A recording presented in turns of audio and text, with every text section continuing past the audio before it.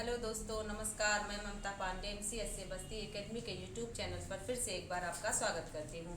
दोस्तों, जैसा कि पिछले वीडियोस में हमने सेंटेंसेस टेंस के वीडियोस देखे और उस पर हमने कॉन्सेप्ट के साथ साथ रिवीजन प्रैक्टिस सेट भी सॉल्व किया। तो दोस्तों, आपने उस वीडियो को देख करके आपको एक अंदाज़ा लगा होगा कि कैसे एग्जाम में क्वेश्चंस टेंस और सेंटेंस जैसे टॉपिक से बनते हैं। आज का टॉपिक हमारा होगा दोस्तों नरेशन। नरेशन मीन्स हम सभी जानते हैं व्याख्या, और नरेशन नरेट वर्ड से बना है। दोस्तों, ये टॉपिक सभी विद्यार्थी एकेडमिक में पढ़ते हैं। मीन्स 12th तक के ग्रामर में एकेडमिक में सभी बच्चे नरेशन पढ़ते हैं। लेकिन दोस्तों, आज यहाँ पे जो नरेशन है वो कंपटीशन लेवल में 5 क्वेश्चन से लेकर के 10 क्वेश्चन तक आते हैं।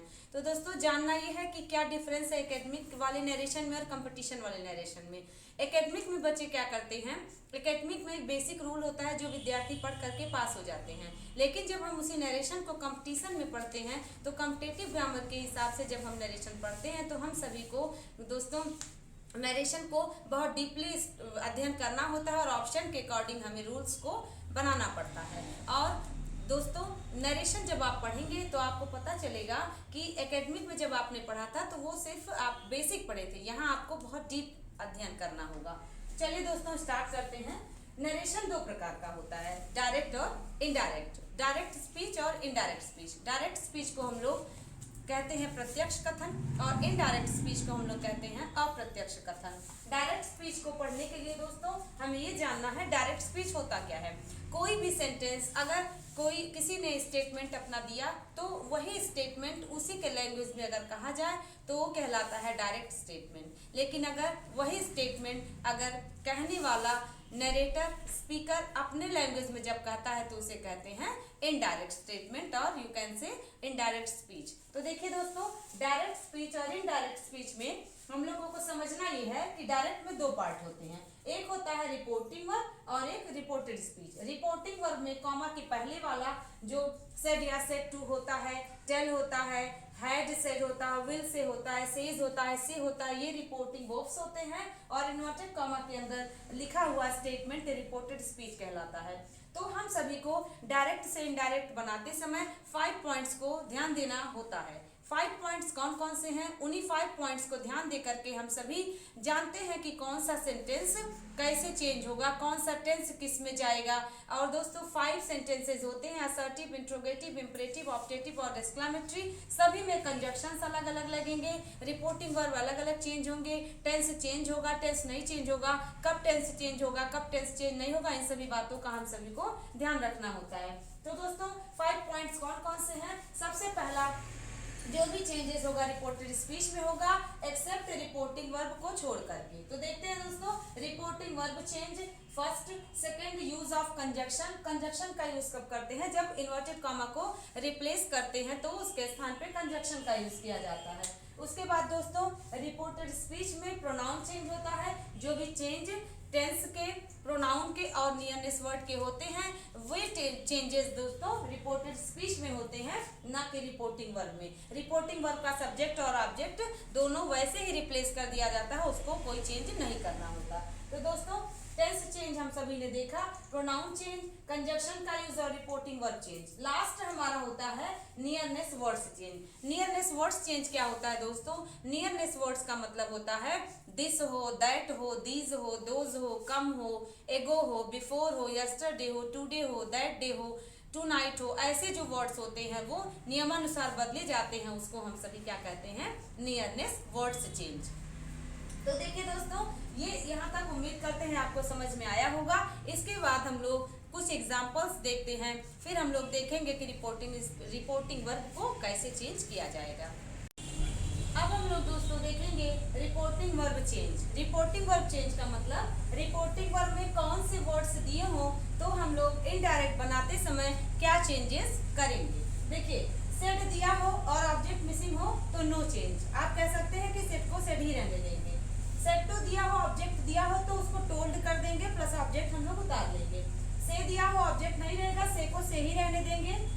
से टू ऑब्जेक्ट दिया होगा तो टेल में चेंज हो जाएगा।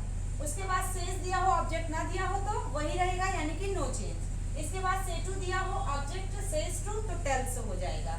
इसके बाद देखिए विल से, शैल से हो, ऑब्जेक्ट ऑब्जेक्ट ना दिया हो तो नो चेंज, लेकिन जब ऑब्जेक्ट दिया होगा will say two plus object, शैल से टू प्लस ऑब्जेक्ट, तो विल टेल या शैल टेल प्लस ऑब्जेक्ट हम लोग उतार देंगे। उसके बाद दोस्तों देखिए मॉडर्न इंग्लिश में हैड टोल्ड, हैज टोल्ड और हैव टोल्ड भी दिया जाने लगा है, तो इसको हम लोग नो चेंज करेंगे, वैसे का वैसे उतार लेंगे। चलिए दोस्तों अब हम सीखेंगे प्रोनाउन चेंज। तो प्रोनाउन चेंज में दोस्तों हम सभी को पर्सनल प्रोनाउन जानना है। पर्सनल प्रोनाउन, पर्सनल प्रोनाउन दोस्तों 3 प्रकार के होते हैं, फर्स्ट पर्सन, सेकेंड पर्सन और and third person. First person में आई वी होता है। अब देखिए दोस्तों क्या ध्यान देना है, केस ध्यान देना है। तो पर्सन चेंज होंगे लेकिन केस नहीं चेंज होगा। इसको आप नोट डाउन भी कर सकते हैं कि डायरेक्ट से इनडायरेक्ट बनाते समय पर्सन चेंज होता है लेकिन केस नहीं चेंज होता। मतलब क्या दोस्तों, प्रोनाउन चेंज होगा लेकिन केस नहीं चेंज होगा। अगर सब्जेक्टिव केस में प्रोनाउन लिखा है तो जो चेंज होगा वो सब्जेक्टिव केस में ही बन के आएगा। अगर ऑब्जेक्टिव केस में प्रोनाउन लिखा है तो ऑब्जेक्टिव केस में बन के आएगा। पॉजेसिव केस में लिखा है तो पॉजेसिव केस में बन के आएगा। ऐसा नहीं है पॉजेसिव केस का प्रोनाउन सब्जेक्टिव केस के प्रोनाउन में कन्वर्ट हो जाएगा। तो दोस्तों ध्यान रखना है कि सब्जेक्ट, ऑब्जेक्ट और पॉजेसिव में केस चेंज नहीं होगा और प्रोनाउन चेंज होंगे। तो देखिए फर्स्ट पर्सन में आई और वी होता है, ये सब्जेक्टिव केस। इसका ऑब्जेक्टिव केस आई का मी होता है। पॉजेसिव केस में पॉजेसिव प्रोनाउन में माइन आएगा और पॉजेसिव एडजेक्टिव में माई आएगा। सेल्फ प्रोनाउन में जिसको हम लोग रिफ्लेक्सिव या इंफेटिव प्रोनाउन भी कहते हैं, उसमें माई सेल्फ हो जाएगा। मीन्स अगर सब्जेक्ट पे आई है तो जो भी चेंजेस होगा, अगर पॉजेसिव केस में माई सेल्फ लिखा है, ये कैसे चेंज होगा दोस्तों हम आगे बताएंगे। वी है फर्स्ट पर्सन का प्लूरल, तो इसका ऑब्जेक्टिव केस अस होता है। पॉजेसिव प्रोनाउन आवर्स होता है, पॉजेसिव एडजेक्टिव आवर होता है और सेल्फ प्रोनाउन आवर सेल्व्स होता है। इसके बाद देखिए दोस्तों सेकेंड पर्सन में यू होता है, इसका ऑब्जेक्टिव केस भी यू ही होता है।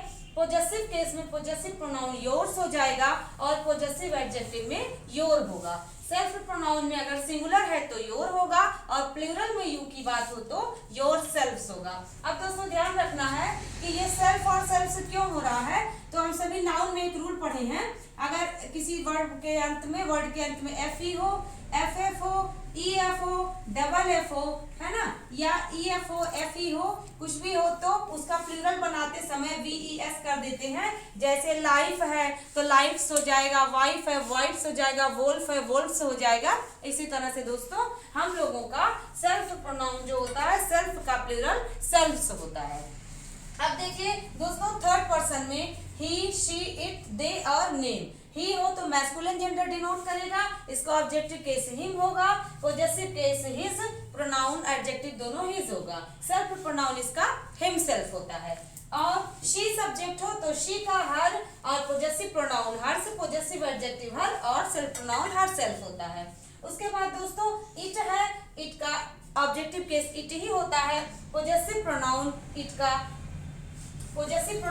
दोस्तों इट्स होता है और इसका पॉजेसिव एडजेक्टिव भी इट्स होता है और इसका possessive reflexive pronoun it self होता है। इसके बाद देखिए दोस्तों दे है, दे का ऑब्जेक्टिव केस देम होता है और पॉजेसिव प्रोनाउन इसका देयर्स होता है, पॉजेसिव एडजेक्टिव देयर होता है और हम लोगों का सेल्फ प्रोनाउन देम सेल्फ हो जाता है। अब दोस्तों ये चार्ट बताने का क्या मतलब है, ये चार्ट बताने का अर्थ यह है कि जब आप रिपोर्टेड स्पीच में प्रोनाउन चेंज करेंगे तो आपको ध्यान रखना है कि अगर हम लोग फर्स्ट पर्सन के प्रोनाउन को चेंज करेंगे तो रिपोर्टिंग वर्ब के सब्जेक्ट के अनुसार चेंज करेंगे। मीन्स व्हाट, यहाँ देखिए दोस्तों हम लोगों ने देखा था कि डायरेक्ट में हम सभी इन्वर्टेड कॉमा के पहले रिपोर्टिंग वर्ब होता है, इन्वर्टेड कॉमा के बाद रिपोर्टेड स्पीच होता है।